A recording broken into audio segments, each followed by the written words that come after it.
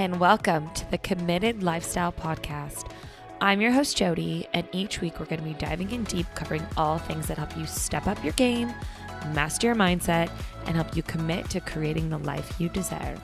So if you're ready for that, let's get started.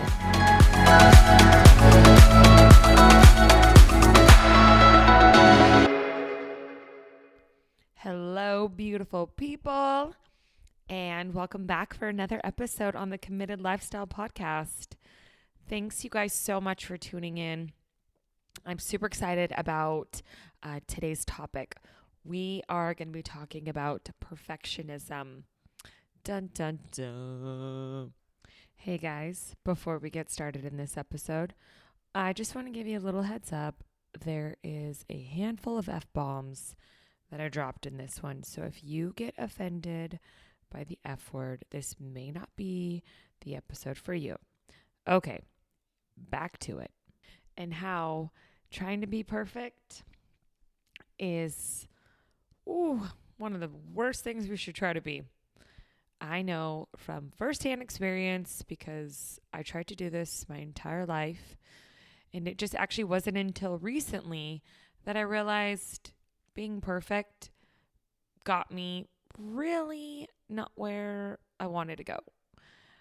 And I realized that it isn't attainable and it's not even something that we should ever strive for because really it's just not as good as it sounds. So let's just go through a little list of reasons why striving to be a perfectionist will never work in our favor. And also because the last thing I want you to do is be stuck feeling like you can't move ahead in life because you're so focused on trying to make everything perfect, your external world and your own world. All right. So one thing that being a perfectionist does is it causes unnecessary stress. When everything has to be so perfect and we obsess about little details, I used to do this. I still do sometimes in little areas, like the labels facing out. I've now said, fuck it, about having dishes done in the sink. Right when I finish eating, I've now said, fuck it. And it can wait till I have time later, unless I have time right then. And, when we're so obsessed with making every little thing be perfect, and we got to have the house set up just right for when someone comes over, or we got to, make sure every hair is curled perfectly before this thing, we just stress ourselves out if something's not perfect and we really think we're going to get judged by someone else. We put all this time and energy into worrying about these things that just don't even matter. And really, it just wastes your time. So, yeah, right? Nobody needs that. And I'm getting over this perfectionist thing, but I have caused myself so much stress and so much wasted time because I would try to be a perfectionist. All right, thing number 2. Being a perfectionist can cause bigger problems within ourselves, like comparison and I'm not good enough-itis. It's not a word, but it's now a word. So think about it.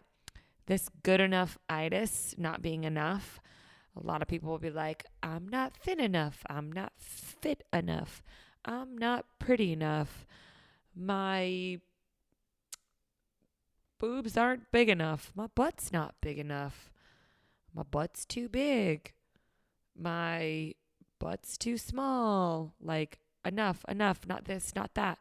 It causes this comparison, but what that does. So, hey, look, I'll be fully transparent. I am 100% a recovering bulimia addict. Addict, is that the right word? I was bulimic while I was in college because I felt like I was not thin enough. I gained weight that I wasn't comfortable with, and I wanted to get it off really fast. And so that's what the other girls around me were doing in college. And so I said, let's jump on the bandwagon and do it. And it created freaking problems where I thought it was really going to be super solution oriented. And I was like, yeah, when I'm thin enough, I will feel really good. And you know what? I ended up getting thin enough and I still didn't feel good because then I became scared to lose it. And it caused all this emotional drama in my head. And then once I got over the eating disorder, well, then I was stuck in this like, I was working out too much. I was working out and not eating enough. And I didn't realize it until I was like stick thin in my 20s, wearing little girl size 16 pants and size zeros, not understanding that, holy shit, I'm this tiny. I was so convinced that no, I'm healthy, I'm thin, I'm fit. Check it out. I go to the gym. Like, I got this. It took me a while to figure that out, and it took a couple smacks in the face of people telling me that I'm thin and I need to eat a cheeseburger and all this stuff. I could go on, but really what it did was I had to go through a lot of self sabotage to realize that I didn't want to do that to myself anymore. And hey, I think that we're all going to be in one way or another always going to be kind of comparing ourselves to the person next to us, or maybe just thinking about more of how we want to look. And it's great to have goals when it comes to our physical appearance, but more than anything, we need to be focused on how we feel. Because when you feel good in your body, when you're nourishing it, when you're moving it because you care about it, then your body will look and perform and feel the way that you want to. So just, this perfectionism is so difficult to see for women, especially. I think guys are guilty of it as well in certain areas. It might be more so in like a business sense where they're not making enough money and they need to, they're not good enough yet. So perfectionism, we all have it when it comes to those senses of our ego and wanting to be good enough for ourselves, but also wanting to be good enough for other people so we can get those compliments, we can get the extra likes. Like, yes, it feels good to be complimented, but don't let your confidence come from the compliments. And don't let your self-worth come from the need to feel like you have to be this thing. Because when you get to that thing, it's still not going to be good enough. So, this is bad. I should probably do a whole podcast episode just on this topic alone. All right, let's move forward to, I got fired up, but it's true, you guys.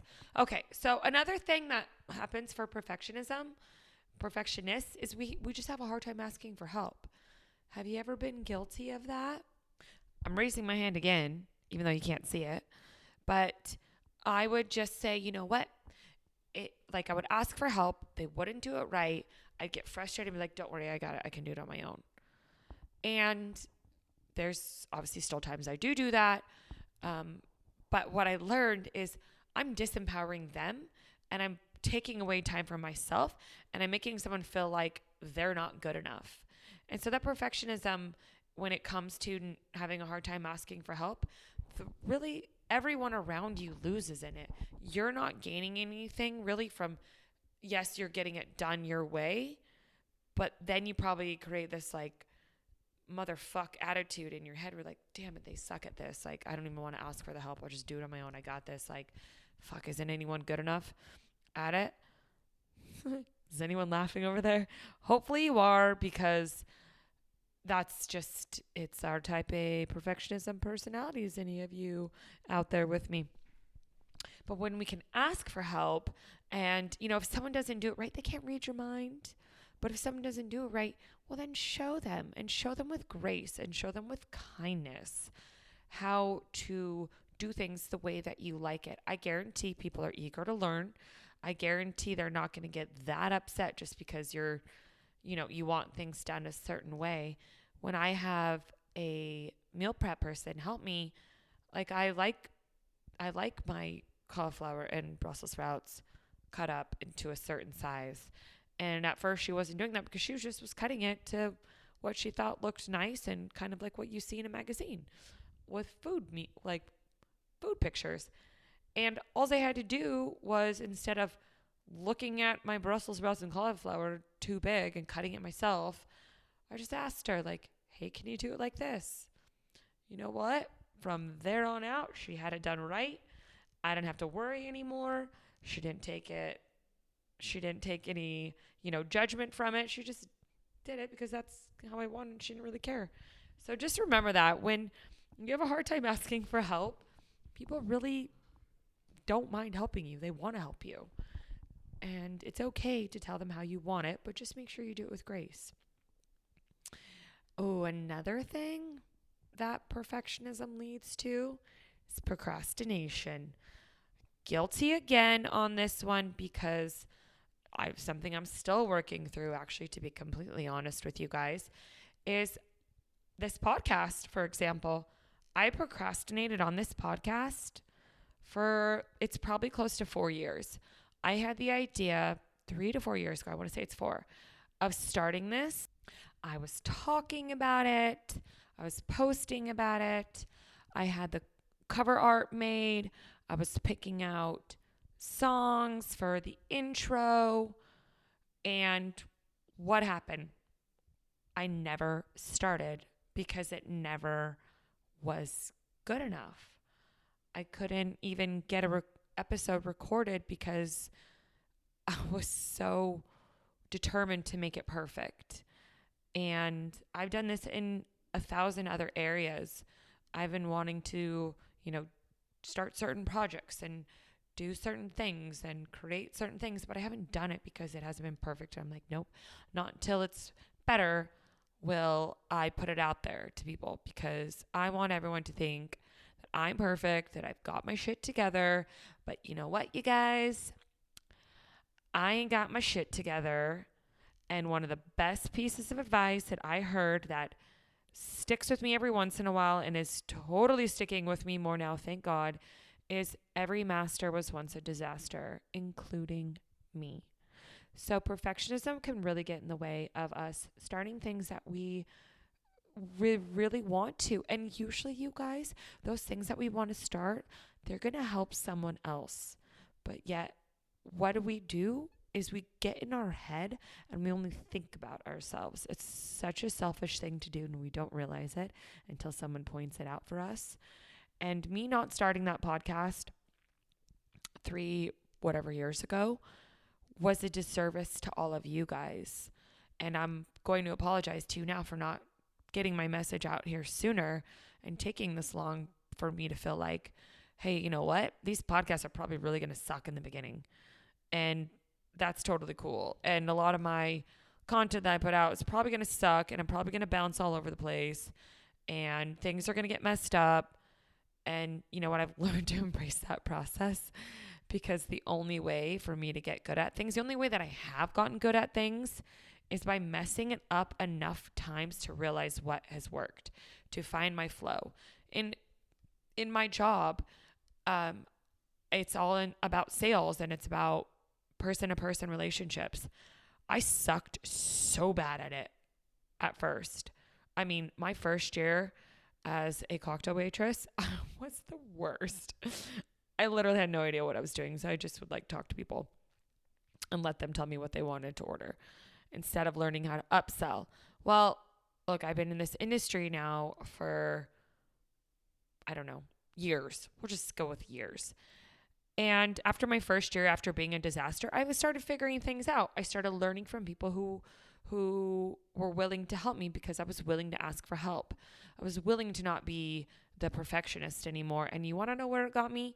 Well, it got me in such a good place. Whereas at the pool that I was at for the last 6 years, I mean, I'm up there in it. And I'm not saying this to toot my horn, but I do the trainings for the girls because I now have the street cred of being a disaster and then figuring it out what works and practicing it over and over and over again. I put in my 10,000 hours as a bottle service girl, quote unquote, if anyone doesn't know what a cocktail waitress in Vegas means. It's not a cocktail waitress like at a restaurant. It's a little bit different.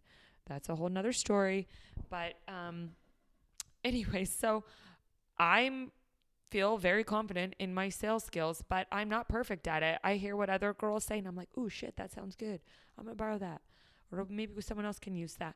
So it's really willing to be a disaster and not let procrastination stop us.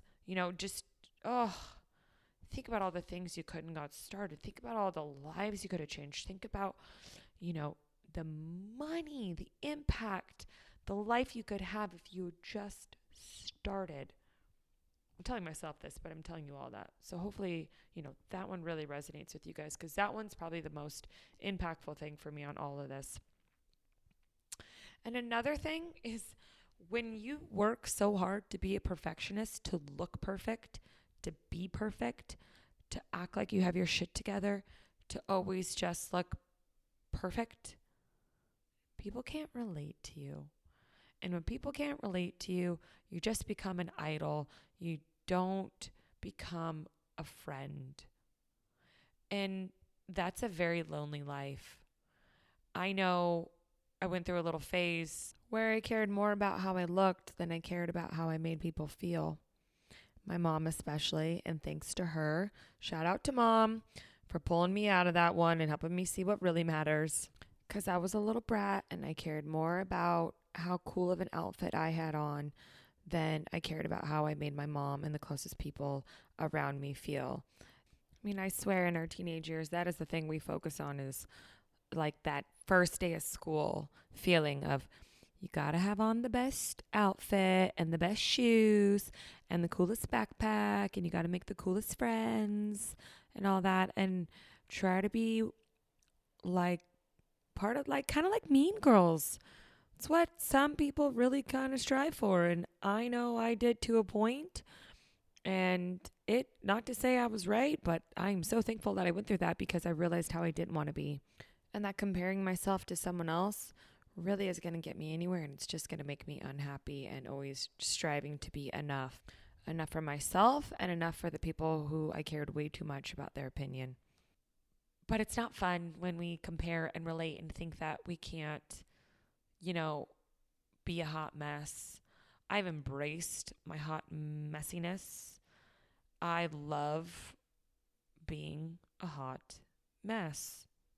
And don't get me wrong, when I dress up, I like to look good. I like to feel good.